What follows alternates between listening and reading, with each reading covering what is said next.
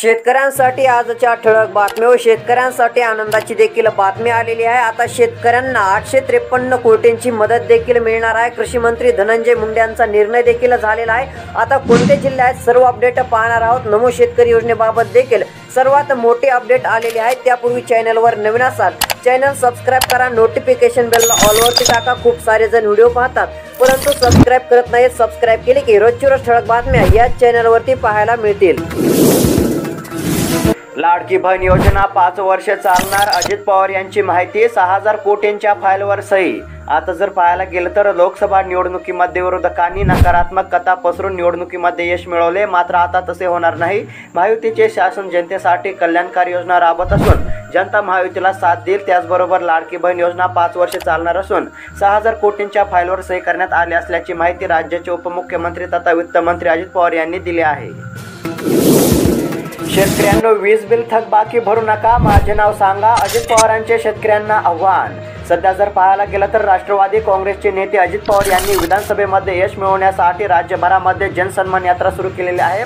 अजित पवार यांनी दिंडोरी येथे पहिल्याच दिवशी महत्त्वाची घोषणा केली आहे। ते जाहीर सभेमध्ये म्हणाले की ग्रामीण भागातील शेतकऱ्यांना आता वीज बिल भरावे लागणार नाही। इतकेच नव्हे तर जर थकबाकी असेल तर तीही भरण्याची गरज नाही। त्यामुळे शेतकऱ्यांना दिलासा मिळणार असल्याचे पाहायला मिळत आहे।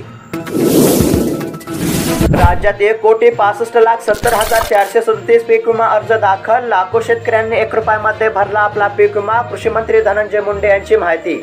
जर पाहायला गेलं तर राज्यामध्ये 1,65,70,437 शेतकऱ्यांनी पीक विमा भरला असल्याची माहिती राज्याचे कृषी मंत्री धनंजय मुंडे यांनी दिली आहे। त्याचबरोबर पीक विम्यापोटी राज्य शासनाला 4725 कोटींचा हिस्सा भरावा लागणार आहे।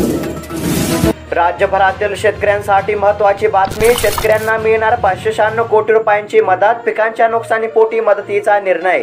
सध्या जर पाहायला गेलं तर राज्यात चालू वर्षी अवेळी पावसामुळे झालेल्या शेती पिकांच्या नुकसानीपोटी बाधित शेतकऱ्यांना 596 कोटी रुपयांची मदत देण्याचा निर्णय राज्य सरकारने घेतलेला आहे। त्यामुळे लवकरच आता शेतकऱ्यांना आर्थिक दिलासा मिळणार आहे।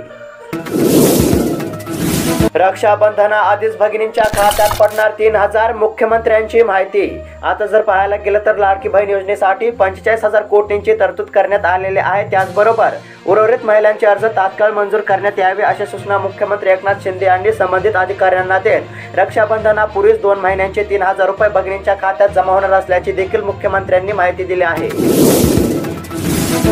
73,000 शेतकऱ्यांना मिळणार भरपाई। 103 कोटी रुपये झाले मंजूर। गारपीट आणि अवकाळी पावसामुळे झाले होते प्रचंड नुकसान।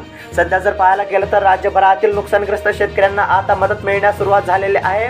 जिरायत पिकांसाठी हेक्टरी 13,600 रुपये, बागायत पिकांसाठी हेक्टरी 27,000 रुपये आणि बहुवार्षिक पिकांसाठी हेक्टरी 36,000 रुपये अशी 3 हेक्टरच्या मर्यादेमध्ये शेतकऱ्यांना मदत देण्यात येणार आहे।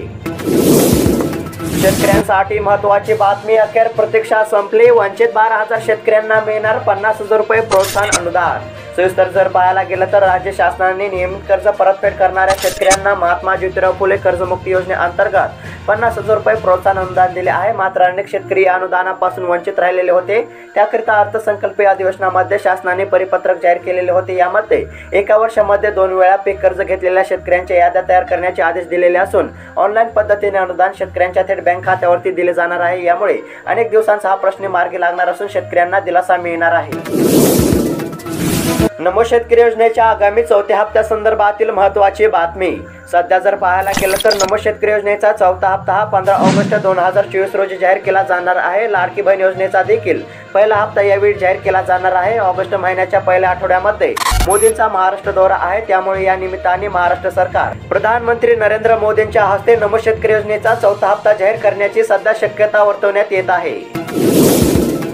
शेअर मार्केट संदर्भातील बातमी। शेअर बाजाराच्या घसरणीला ब्रेक। सेन्सेक्स 857 अंकांनी वधारला। गुंतवणूकदारांनी कमावले 8.33 लाख कोटी रुपये। जर पाहायला गेलं तर भारतीय शेअर बाजारासाठी आजचा दिवस अतिशय चांगला गेला असल्याचे पाहायला मिळाले। सेन्सेक्स मध्ये सकाळपासून सुरू असलेली तेजी संध्याकाळी तेजीसह थांबले असल्याचे पाहायला मिळाले। तर शेतकरी मित्रांनो, तुमचा जिल्हा कोणता आहे कमेंट करून नक्की कळवा आणि अशाच महत्त्वपूर्ण बातम्या दररोज जाणून घेण्यासाठी आताच खाली दिलेल्या पांढऱ्या कलरच्या सबस्क्राइब बटनला क्लिक करून या चॅनलला नक्की सबस्क्राइब करा। धन्यवाद।